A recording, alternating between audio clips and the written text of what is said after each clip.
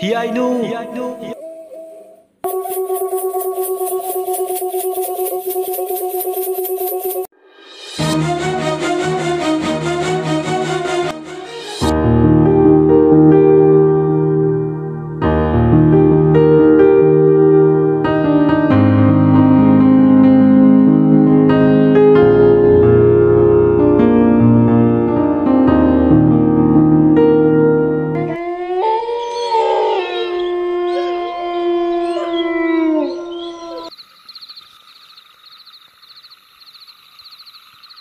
Somda nam komdauri ahingi matamduda inge lady tumlamde tumtabsu yaramde makhut masa prek prek thikna khangi mangon samin phangi mana sinari bathaba amata mai pak taibage samin phanglabda inge le chaure machinna murum sole mira minata laida lainata soiren chingche kari buka narike makhoi taruk laibada ama khaktada atamnana mayong yarga chongchilu hupsillo haibnate aigise machoi shandok magi sinta pangna wairaga amatada sop yomsilladi sai chaba taba angang ni haibada hamin bathokla nongan gedabsu phana wale makoi singche thauna handana atopa kanada mu chongsiladi phani phai masina ngasi oikre mapani panba numit ngairake aduga ai thabak ama tawba tare phare ai tumina lebe chumte angang macha miron thungdaba pidat padat bakara loina basina aingonda phaba ka supurak asi khaladin ingele ahing nyong chabu khara hendok laba matung mathanda maisu yauda kokta haufi amana khauna duna khutta phisate mama pai ingele do yumdu dagi thorakle makoi gi khungina aroiba mapa thangnaba khungina haurakpam ahauba masung aroiba nibu masak takliba mapam du tana sekau lai ahing duda masado sadau thungi lamna lakpagi mapa duda khungnang ani khak khrambang nana lambi gi nak yeta hoi mayaida khung lambi macha ma khungnang mukhung aduda timu phattaba laimu phattaba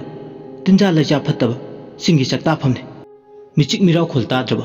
thawan mamai ahing chida masada khajikta phau akiba phaude masigi ahalse mapa se yorkiba khangaude maramdi mahaglam tensinaba laiwa kanglon do hai laiwa du solga khungi aroiba pankei si yorkhibane khungnang mukhung anina leiriba mapa do hek yobuga magna lepliba khungpham madudi khara khajik handokla lei tari ching phijate aduna khungnang ani du onsilaga khubak hona tare la khurame khubak tu dumna hona khubadegi khungnang masa khudingda lai phadabi mem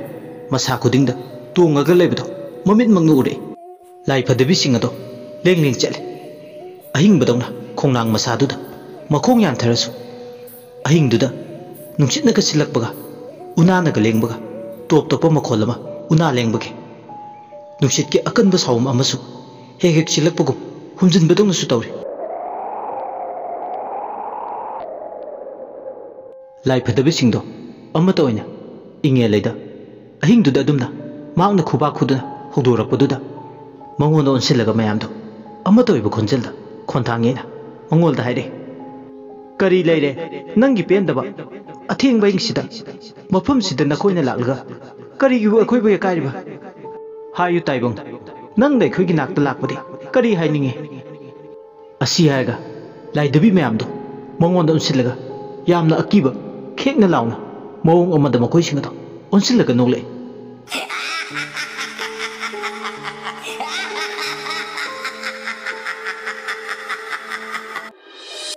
laidi singdu damu onsilaga hai ai inge leni nakoi khangliba natra ithau ma pudna nakoi gi nakta laklibane ai bokjik nakoi gi nafamda ai sikana no haidana mu nahongna na saktak na bagi matau ta dabra khallido ai na laise lemna lakpadi nate ai gi teng pangu haidana laklibani khanglabra namit singdu damu khudom bisina thin duna ai bu tak leiredi ngasigi ahingse loikibana halani laidibi amana hoi khangi nangi nungpan loina khangi ngasi ngarang nate loinarapsu adubu tawbutabu nangi sintaga lai thabu mari phadre nangna sigadaba kuidre nasa hana kanthoksanaba sinta pange de hydradna hojikpu nangbu mingonda fataba tabakbu tawba changlibro kanare ko migi ga lai nasa kanjanaba taw hana nayumda taibung phawribina sudo nangi di yengnabani mana yumsida taibung mangphang norakpaga nangi punchi jasingdi nongmu nonggi kaklabani mayeng su taruklibani lai debi gi wadu tabada amuka hena inge leidu ipi boyna thokle hanadagi mama machani bu nuksidana leibuga hatna ba thorang tawringi angang duga maga yengnei tabada amuka hena khoirang inge lei asawbuna mangthai masu nupi pokpagi hanadagi kharaga sawningaga leibuga hojik lai debi mayamna mongonda changchillaga hairibu wai singsi tarubadagi mapum thitke sawningle jingwai ta chakpa lamjau khonba lamai dagi hele lai padabi singdagi mahak mating nirine haidan lakpane adubu mating lawdringe makhoina tharakliba khon hairakliba wai singsi tabada makatana wahi amta mahak hainingtr tumin ungduna khongnang ani gi makhong karaktuda lepaga le ma hinge mi siyu haiba wakalon chetbe ingele makoktu sangbai muk chawi wakhalna machinda soli kaidausiga ai kaidausiga tumin lebadi ai khage haro ngasi gi aing sina loidrige karigumba mai changba ingonda kanaba oijaba tongjaba thabak amadi tawbana phai khajik khajik dagi ai bu supai paisin kine aidi alsu ore angang sina taibung phawril sidi ai gi yaibi thawai lawba lak poire phai phai hingnaba tare kanana kanagi yaibi thawai lawga haidu yeng tare pema yellow phabi asumna machinda murum murum solamga laidi singdu yengna thawdarami nakhoi aigi teng pangu aina suna khoi gi nateng pange laidi bi amana aikhoi nangi nateng di pangbi adubu kuruk shorubi nangna aikhoi gi teng di panghallo chalo chalo nongan gadaba kuidre aikhoi chule haurage asi haraga laidi bi mayam duna inge lebu them noduna bayumda tharale somda namu kamdauri ahing mamai oirakpa matam aduda maina tangkai chakraba yumdugi manungda mama macha ahumdo bidona nale ahingdo mit kakla mata usinba yaramde tampade yum mai chakpage nungai taba karamna mai chaklibado khanbaga amaromda namu kaidawrapa wakhalna ahum longthoktuna khalaklabada awaba mane yainu madi leirinudi ningai dena tumle macha anina manung thanglaga mana longna molang yaimna wakhal tawri asumna wakhal tawringe maina chahodaba saksang kansin pangke thong ado kananom namu ahing mamai tuda thong hangu haibagi matago koko haiduna thillar thong thinbagi mokoldu tarubada khangpre khangi tamba hiblambadagi aphinga baiwena hogule mama macha makhoi humna tumliba kadugi manungdadi mai budi ngana thale kangkhal adu haidoklaga makhong adu thangdaba ta ngai thongdu hen hena saptra amuga loin thinbaure wahidi amata paw hairakte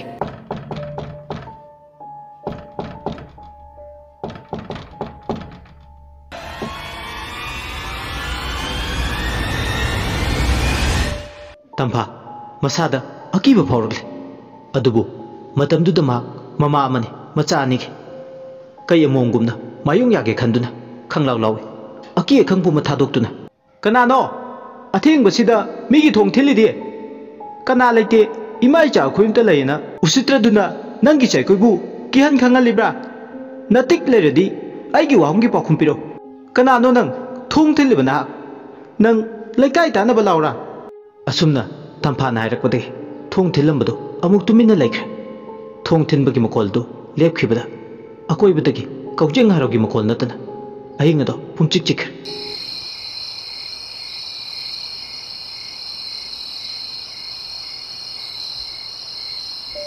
thong thinbagi makoldo lepkhibada tampa achobu sor mapi amade hondoi ahing mamai dudama lawai luton sat lurbane masa pumba humang kang lurabne asumna ngayak humang handoklaga tampa phamungda leptuna le amuk shek mamit ani duna kuptaba makai thong duda amuk thilak praidini thong duga maga leinariba mapa duga di khajik lapne amukta di masada phawri ba singnabado koknaba थोंदुगी मनाक्ता चंगसिलगा लोलिब थोंदुगी पुरोन अदु मफम चाब्रा चेना लोलिब्रा हाइदना यंगनिंगलमी महाक खजिक खजिकदगी खोंथांग अदु तपना तपना थांगबा हौरे थोंदुगी मनाक तमना चंगसिलै अदुमना थोंग मयादुदा चंगसिलकपा मतमदा मसादा याम हैनदबा सबुंग सबुंग लाउबा म फाउरे मागी वखलदा मुसु थोंग अदु मदोम हांगदोकचरकलगा मपालदगी मीगुम म चंगलपा नत्रगना थोंग अदु नमखाइरगा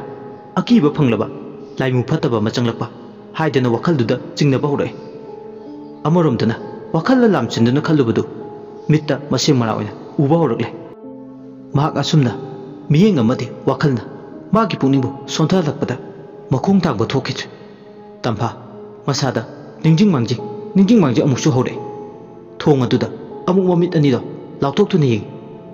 अमुकना मचा अनिना तुबलिबा कांगथुनदुदा अमुक येंगी महाकना फमुंगदुगी मयाइदा वखलदो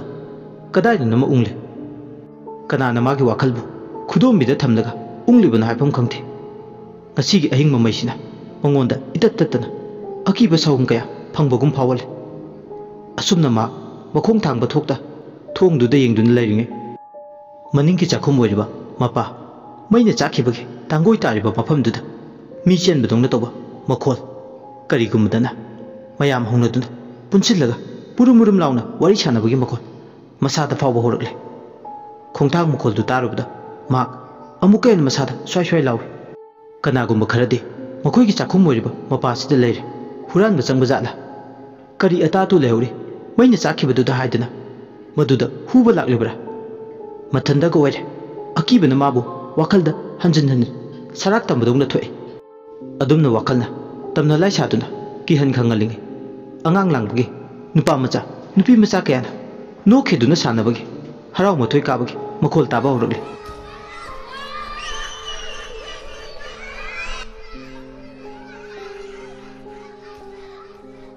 मखोईगी मनिंग मयादुदा खोंजेलदो नंगना तारमबदिगा अमुकसु लापथोक्किबा माले करिगुमबदा कशु नत्तबदना माना तारिबा खोंजेलसिगदो यामना नक्सिना ताबदौनसु तौइ अमुकसु खले मा ताबगी पांगन वाले मना ताथिरे नहा ओइना नत्रगन मागना वखलदा पंगला नौचिंदुना खल्लुबदुना तौरिबरा मथोंग कंग्रे मसादु नेतादे अंगांग लांगबगी मकोलसिंगदुना मसाबुंबा इथक थकले लापना अंगांग खरना असुमना मचिंदा हौनदुना इसै सकपा तारे उदै चाउबा खोंनांगनि मना पुंगबा हैनौनि ते ते नवा कशांपात की ते नवा हैनौना मुल्लगा ते नवाना हरावी असुमना अंगांग सिंगदो हराव तयामना इसै असि सैसक्तुना सानरे इसै असि सैसक्तुना सानबा तारगा अमुकसु करिगुबा अहिंग ममैदुदा अकीबा थौदो खरामु निंसिंगै महाकना युमसिदा मौइना लाप कुइद्रिङैदा थोखिबा थौदोकनि मतमदु कालेन थाने मखोइगी अवांग थांगबदा चेनबा खोंलमसिदनि अंगांग नुपा मचा अमा लाइना लौदुना नुमित चप युंगबा मतमदा सिखिबा मा ममित अंगांगदुगी असिबा मसादो ममित अमु संगसंग उरे नुमितो याम किखिबने अंगांगदु मसा मता इ थांगदा ngorok ngona खोंलम मपाल अदुदा यतादुना लेरंबा मसादो इसिंग मनुंगदा उपसिल्लगा मख्वांगदु कोंतक मसा तंखाय मना थेक्चिल्लगा इरेन अदुदा लेरंबा करमना कावगनी अंगांग अदु नुमित युंगबा मतमदा ममानबसिंगा लोइनना इरोइरगा सानगे आइदुना लाकपदा लाइना लौतुना सिखिबने अंगांग सिना सिख्रबा मतुं फतबा थौदो खरसु थोक्तबदि नथे अंगांग अदुगा नुमितुदा लोइनना सानबा लाखिबा अंगांग अतैसिंगदो लाइना लायों खंगदना नाखि अंगांग सिंगदुगी मरक्ता अनी अमसु चही फाद्रिङै अंगांगदुगी मतुंग इन्ना सिखि सिरिबदुसु लायोक्ते उंगनरगा सिखिबा ngangne अदुबु कमदौन उंगनरगा सिखिबनो हाइबदि कना स्वाइबा ngamde अंगांग सिंगसिगी मिसिसिदगी खुल लेकाइसिदा अकी कंग नंगि लेकाइगी मी अमता खोंलम असिदा कुमनखिदे मतम खरदि लाई खुरमदुना खुंजा सिंगना अवाना कुकनबा कया अमसु तौखि अदुबु इफत्ति फत्किदे थौदोक सिंगसिगी मतुंग मखोइगी खोंलमगा ताइनना लेरिबा येना खासि इतत्ततना अंगांग लांगबा चेंदुना सानबगी मखोल इतत्ततना ताइ महाक्ति खोंलम सिगे ताइनबा इंखोलदा युमलिंग चारतबदुना लेरुबना अकी अकीबा थौदो नोंथि नोंमोम मतमदा इतत्ततना थेंगनबा हौरखि अकीबा थौदो कयासु नोंमसु नोंथि नोंमोम नुमित चाखुमगी मनिंग थोंग दो हांगतोक्तुना कोलिक फेंगे हाइदुना थोलकपदा मनिंग थोंग अदुदा अंगांग नुपा मचा सपम कायरममा लेपगा लेरमबदो मदु उबदा माना खंगप्रे खंगदुना लावबदगी अंगांगदो मफम मदुमक्तदा खंगौदना मिटमांगदगी मांगखिबा ngasisu khalubita tuchungi aduna ma manglam satta asigumba akiba thawdok wathokaya itatatana thengnakibana ma ngasigi ahingi thawdoksina nahowna nisingi arapa anakpada tariba ngangsingchina nokheduna sanabgi makolse taruga mongoda hena mi paiba phawi ahingsidamu kari thokloga daba khanbada thong aduda munna yengduna le sumlapna taramba khonjelna naksinba manba naksilamba khonjena lapthokhiba manba ahing mamaida sitpa nungchitna mabu sanaribra aki khang piribra khanbada wakhaldamu wahang oire charangnabana masadu yomlabada lepambadagi maning halaga magi kangthondu tamna lai aduga phamung matakta kakalaga kangkhalladu yepsili machinda yam pakatna sol soidra aina chingnarise khonglamda lai lauduna sikiba singamdraba angangsinggi thawaini ahing sida ꯑꯩꯈꯣꯏꯒꯤ ꯃꯅꯤꯡꯁꯤꯗ ꯌꯥꯊꯣꯛꯂꯤꯕꯁꯦ ꯁꯤꯔꯕꯕꯨ ꯑꯩꯅ ꯃꯇꯧ ꯀꯔꯝꯅ ꯃꯈꯣꯏꯒ ꯃꯥꯟꯅꯔꯨꯅꯤ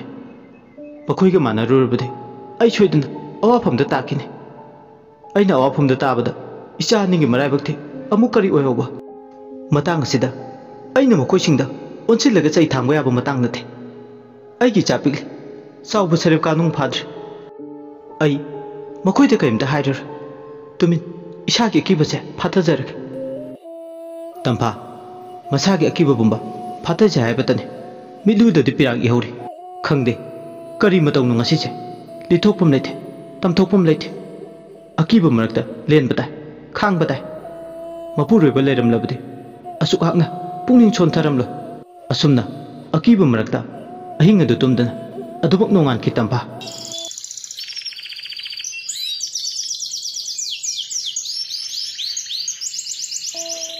मथंगी नुमिने तिनफाई निंगतौ पावहनजे लोइबी हेनबा अमुबा चिकला क्वाकना लनपाउ चलकपा मतम नुमित सना खोमदुना नुंपोक चिंसा कायदगी लोइरो कारकपा मतमने तंफादु युंगी कुमनोम लोइरदुना संगोय मची अमदा मचा सिंगे अमदि लैमगी बिजनब चाक थोंगली असुमना मा लैरंग मपादा वाखलना फुमंगनाना चाक थोंगबा लोइखिबसु खंगौथे मचा नुपी अतोंबी याइनुना लैरिनुदगी हेना हिसिंगबा थबक तौबदा चेक्सिनबा तौबु उबना चाक पुखम ममा नंदोम चा लैमगी थिल्लुचु हाइदुना हाइरमे अंगांग ओइरबि याइनुना ममाना चाक थिल्लुचु हाइदुना हाइबदु हराव हराव यारमे अमरोमदा तंफा मै चाकपगी थौदोक्तुना मरम ओइरगा युमसु थादोक्तुना चनिंग्र अदुना ngasi मचादा माना थौदारिसे थौदानिंगदना थौदाबदि नते ngarangge dumna mayhoklang pukthokadra haibagi kibana mahak chattabane leirinuदगी hiainuna khara hena singbadu uraga macha nupi atomina tawba thabakti soigande haibagi sinabane cha insang yaurba pukham duga isin khujai amaga pukham machi da haptuna haidoktana bhaidana cheksin khungtang thangduna leimoida lai hiainu leimagi ka yore hiainu lakpa ubada leim harauje leimana ngasidi nang oina chak thilabro nungsi khre dai mause hiainuna hoindom cha ngasidi mana thilu choaidana ado indom cha ngasidi ngamu leirauga yendem kang soigani haunu charo ai ngai rege indom cha gi tawgadaba thabak leire soiro ai taw thokpiramage machin macha duna ngangak padu targa leima nungsiba phawe nupi macha sina magi wabi bu uraga masu hingning bagi thil phawe manempo inge lege miyot mine kauk thokduna ngayakti masu hingning le numit yumgadaba pungkhom khajikta ngairaba matam dudane hiai nudi angang nupi macha oisesu phisu phijam hai leimagi amot pachare phi khara wang khudeng mai pakpida hapaga sudoi aduga mamang thangba polang khoktu da phokdupi madu loirga khudeng adu hanagi mapam yena khadu da thamge aduna changlakpada yena khagi phalanga tane na paliba thongnau du mapalana chatke tawbada haiphet yeng thukle leibangi manempo inge leidu angang bacha kiba ma pamduna nauthembadu ure angang du ngorok ngawe masadu I thangthi ningai tawba yade ningai to gono haibagi mongda themnau du na tawbagi mong ama oi madu ubada swailawi pikta pikliba angang natrabani masu wakal tawi mana pamliba angang bacha sina कनागे अंगांगनो थोइनाउदी इंदोमचागी नाक्ता तुमौरे इंदोमचाना चाक चाहौरे अदुदी अबो इंगेलेना पमलिबा अंगांगसिना कनागे अंगांगनो मागी मतमाक्ता पमलिबा अंगांगसिदे मौंग अमगे अंगांगने अइदी असिगुम अंगांगदे अमुक्तसु उकिद्रे हौदोंग मचा सनाउ मचा सुमानगुम तवे अइ तुमिना थोंनाउ मरुमसिदगी लोने इंगलगे अदुगा माना पमलिबा अंगांगसे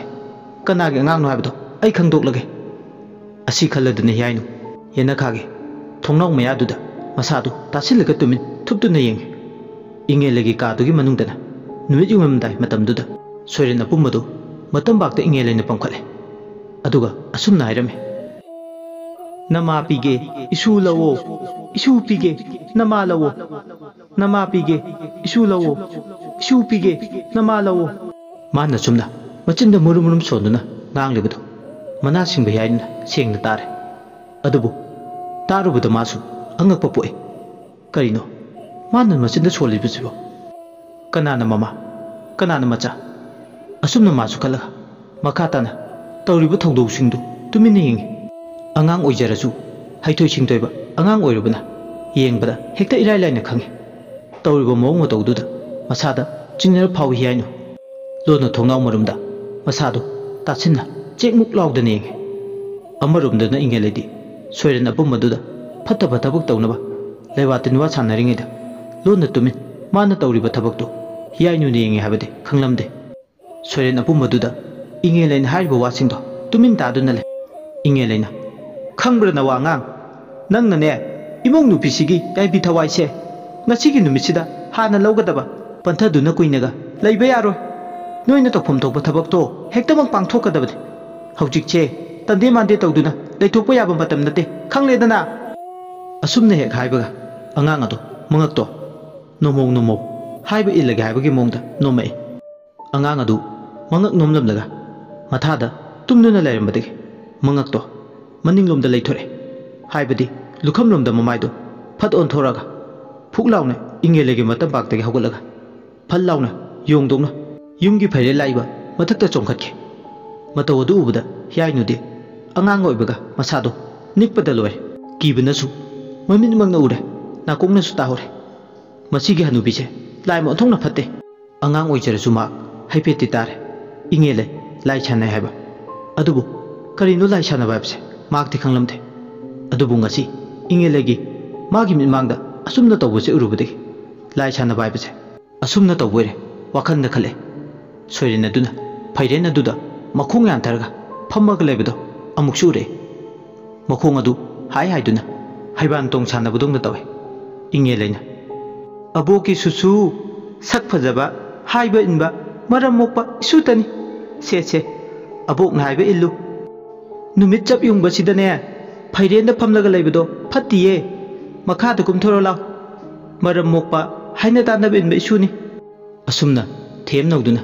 सोइरेन अपुमदो युंगी फैरेन मथक अदुदगी कुमकनबा थेमले हौजिकति सोइरेन अपुमदो मथक्तगी अंगांगी मतौगुम हाइरे तल्ली कैसु मखादगा कुमलकपा पम्बिद्रसु यानी पम्बियो हाइदे कैसु वारीसिगी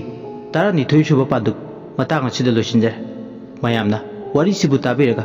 अदोम अदोमगी अपाम पामददु comment थम्बिरम लोइसिलकपदा मयामबु इकोकनोना अमुका हन खुरुमजरे।